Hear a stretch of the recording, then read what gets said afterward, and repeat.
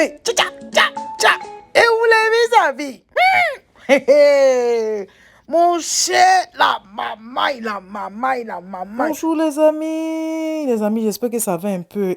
Les amis, non, le pays il est très bizarre en ce moment-là. Tcha, tcha, tcha. Non, ça fait mal quoi. J'ai dit, les nouvelles qui viennent là, il y a des nouvelles qui sont correctes.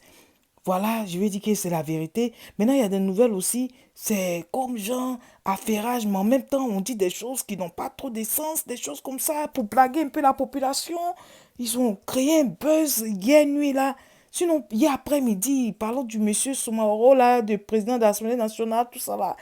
Ils ont créé, c'était un genre de buzz pour dire que non, le monsieur n'était plus en vie. Il y a d'autres mecs qui ont fait des pauses pour dire repose en paix et puis ils n'ont pas dit de non. Tout ça là, les gens sont fatigués là-bas pour se demander de quoi les gens parlent, tout ça là. Et les amis, c'est dans ça le monsieur là, Touré Alpha Yaya, a fait un appel pour dire à la personne de parler. Il dit la personne là, c'est le président de l'Assemblée nationale là.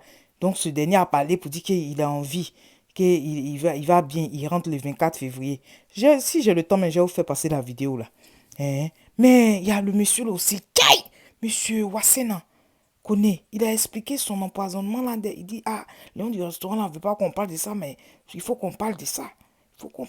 Il dit, les gens ils ont failli finir lui. Il dit, c'est Dieu même qui a fait qu'il est encore en vie. Et que les gens oublient que lui, il est du corps militaire.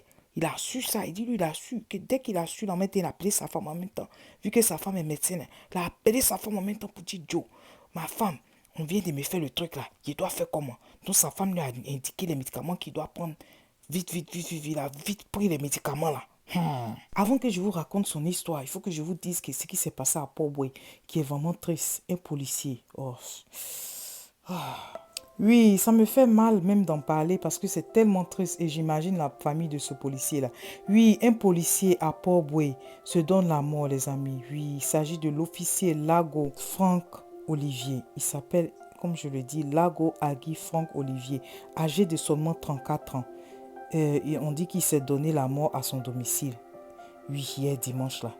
Aux alentours de 14h30. Vraiment que son âme repose en paix. Yako à sa famille, Yako à ses amis policiers.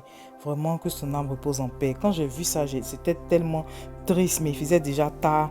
Donc je n'ai pas voulu poster ça hier nuit là. C'est pour ça que je voulais vous en parler aujourd'hui. Les amis, vraiment union de prière pour lui.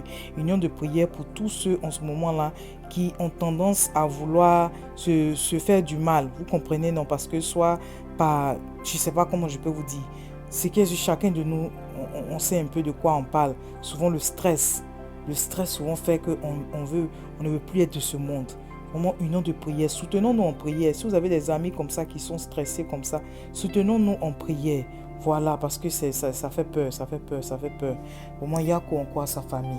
Donc, vraiment, je vais vous raconter l'histoire de M. Wassena Kone qui a vraiment eu le temps de passer sur la chaîne PDCI 24 là, il a expliqué. Et là, je vais vous lire un peu. Au lieu de passer la vidéo, je vais vous lire un peu, faire un résumé un peu de ce qu'il a raconté, voilà, de son empoisonnement en 2018. Et oui, M. Wassena Kone se confie en disant, en 2018, oui, j'ai été empoisonné. Les gens ne veulent pas que je le dise, mais j'ai été empoisonné. J'étais dans la région du Poro là-bas, voilà, précisément à Korogo. Quand j'ai su que j'ai été empoisonné, j'ai appelé mon épouse en même temps pour la prévenir.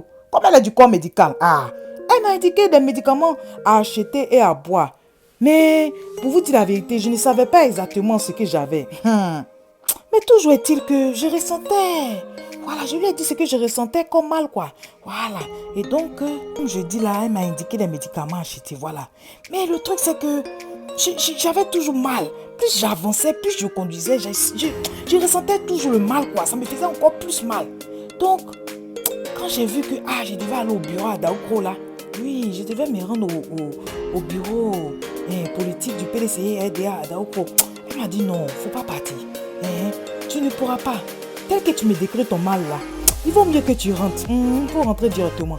Mais comme il dit là, il avait toujours mal. Donc ils étaient en train de voir comment il va faire pour rentrer rapidement. Donc Dieu merci, il a son fils qu'on appelle Jean-Hubert Wassena là. Voilà. C'est un colonel qu'on appelle colonel Jean-Hubert Wassena. Voilà. Dieu merci, il s'est rappelé que il avait un de ses amis qui était en Côte d'Ivoire. Il s'appelle Pierre, quoi, un ami français, voilà. Donc, il a appelé ce dernier pour dire, ah, Pierre, tu es où? Pierre dit, ah, je suis à Boaké, qu'est-ce qui se passe? Il dit, ah, il y a mon papa, ça va pas chez mon papa, ça va pas chez mon papa. Il dit, ok, donc ce qu'on peut faire, et il faut que on puisse emmener ton papa rapidement. Voilà, j'ai un hélicoptère là. On doit emmener ton papa rapidement, comment on appelle, sur Abidjan. Vous voyez? Donc c'est son ami Pierre là qui a sauvé son papa. Et puis Dieu, si vous voulez, parce que c'est Dieu qui a fait qu'il s'est rappelé que il a son ami Pierre qui est en Côte d'Ivoire. Donc son ami là a dit ok. Donc comme j'ai dit là, son ami l'a transporté par hélicoptère sur Abidjan. Donc monsieur Wassena, le ministre Wassena est en train de dire que quand les gens du restaurant disent qu'ils ont envoyé hélicoptère privé pour aller les chercher là, ils disent que c'est mensonge, les amis. Il dit que c'est non, c'est la maman. Il dit c'est pas vrai. Il dit c'est même pas vrai même. Il dit c'est son fils qui a appelé son ami Pierre, qui est français. C'est ce dernier qui a fait venir hélicoptère, qui a utilisé son hélicoptère. Voilà. Pour qu'on l'emmène à l'hôpital. Donc ils ont atterri à le corps de police et c'est de le corps de police maintenant on l'a conduit à la PISA. Voilà. Donc il dit lui-même son fils là, non seulement sa femme est médecin, mais son fils aussi est médecin. Voilà l'affaire qui est là. Voilà, dans les restaurants là, c'est la maman. Oh, le monsieur encore en vidéo, mais s'il a dit, il dit c'est la maman, c'est lui-même, c'est son fils, voilà, qui a fait, on l'a emmené à l'hôpital. Et que les gens disent qu'il est ingrat. Il dit qu'on peut seulement dire je suis ingrat si quelqu'un m'avait aidé. Si quelqu'un du restaurant m'avait aidé, mais les gens du restaurant, eux-mêmes, ils savent qu'ils ne m'ont pas aidé. Voilà. Donc maintenant, il dit qu'à l'hôpital là-bas, les médecins étaient là. Ils ne savaient pas comment ils allaient le soigner. L'autre vient ici, il dit que il y a un problème avec son abdomen. On doit l'opérer ici. L'autre vient ici, on doit faire ceci, on doit faire cela. Donc dans discussion, il dit à un de ses fils, qui est aussi médecin, qui a vu que son papa commençait à devenir gris. Il dit, c'est pas bon, il faut qu'on évacue mon papa ailleurs. C'est ça, oh. Donc c'est son fils qui l'a sauvé, oh, les amis. C'est son fils qui l'a sauvé. Et puis, bien sûr, Dieu.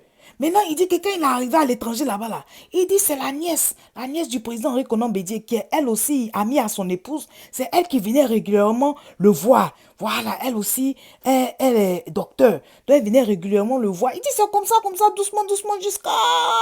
Il est guéri, oh, les amis. Il a donné le nom même de la nièce du président Bédié là. Il dit parce qu'après là, la nièce du président Bédié l'a hébergée. Parce que ce qui se passe, c'est que les médecins l'ont suivi, tout ça là. Et puis il dit tous les jours le président Bédié appelait pour prendre de ses nouvelles. Maintenant, ce qui s'est passé, c'est que quand les médecins ont vu que ça commençait à aller là, ils ont dit qu'ils voulaient le revoir dans 15 jours. Donc, il allait faire quoi? Il n'allait pas retourner à Abidjan. Donc, c'est la nièce du président Henri Konan Bédié qui l'a hébergé pendant les 15 jours là. Et puis maintenant, doucement, comme ça, il allait encore pour vérifier tout. Tout allait bien maintenant, c'est là, maintenant il est rentré sur Abidjan.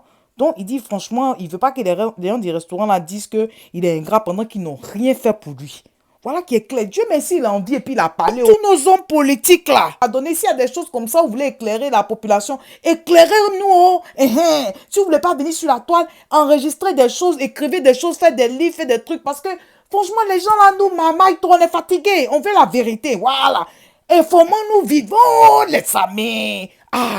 Mon cher, c'est que si on a fini la vidéo, c'est que si, en tout cas pour Monsieur Guikawi là, il y a des candidats indépendants qui disent que, où eux ils sont là, ils vont se rallier à lui, ils vont se rallier à lui parce qu'ils ne veulent plus être indépendants maintenant.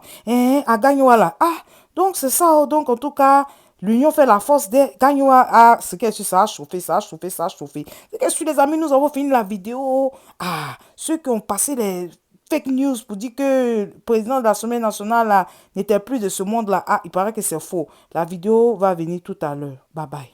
En tout cas, si tu es nouveau sur ma chaîne, bonne arrivée. Merci d'être là. Et je dis merci beaucoup aux anciens et que Dieu continue de vous bénir. Les amis, on se dit à tout à l'heure. Bye bye les amis. Bye.